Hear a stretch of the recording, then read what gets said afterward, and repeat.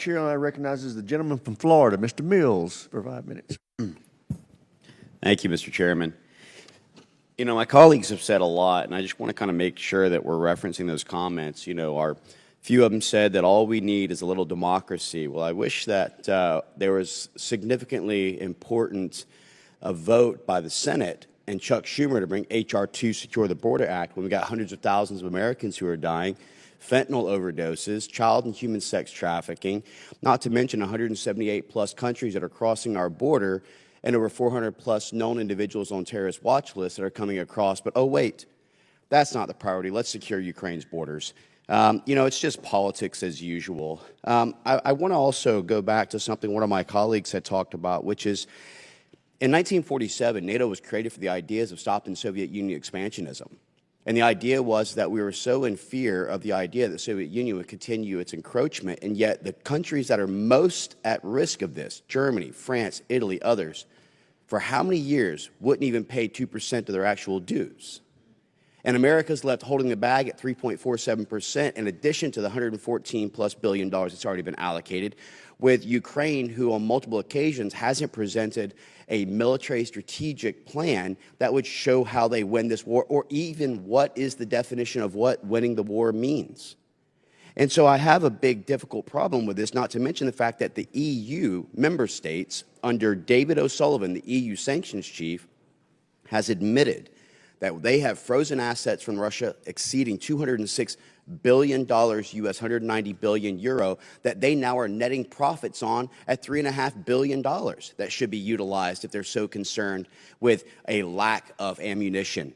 You know, this premise that we're going to go ahead and spend this $60 billion in America and that's somehow going to be great for the industrial base, they're still looking at the ideas that you're adding money in that we don't have, which increase our inflation. And one of the things that we just talked about, Dr. Wallander, you said that Russia's inflation is 13%. Is that correct?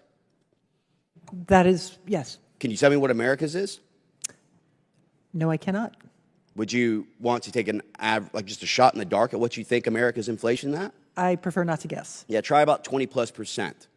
And try $34 trillion. Oh, it's 18% plus 2% reduction in minimum wage. So we can go ahead and put those figures together. Not to mention roughly 27% an increase in fuel costs, cost of good allowances. Yeah, inflation is one of those things that we admit is bad for Russia and also bad for America.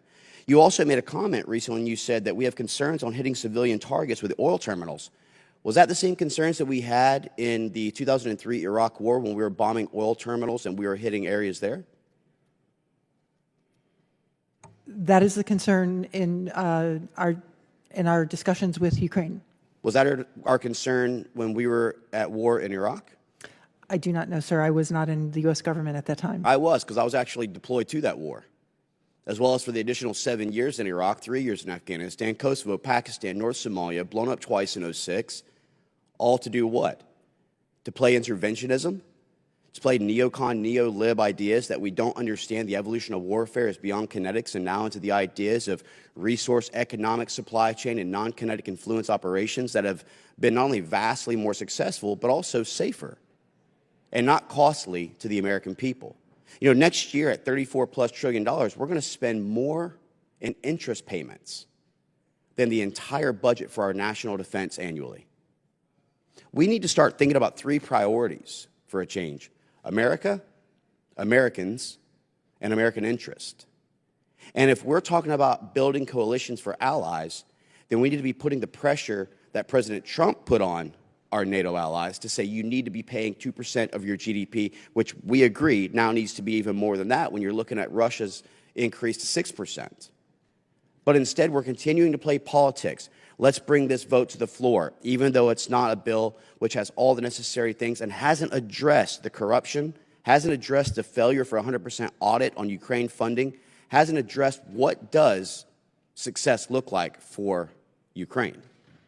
And this idea that whatever happens in Ukraine is somehow going to happen in Taiwan, it's a false premise. It's the same idea as the George W. Bush model of we can fight them over there, we can fight them here. Well, guess what? Our borders are open, and we're allowing him to come in, not to mention this great, successful airlift operation of the 2021 botched withdrawal in Afghanistan that actually brought over 73% of the people on that aircraft that wasn't vetted, didn't have biometrics, wasn't SIVs.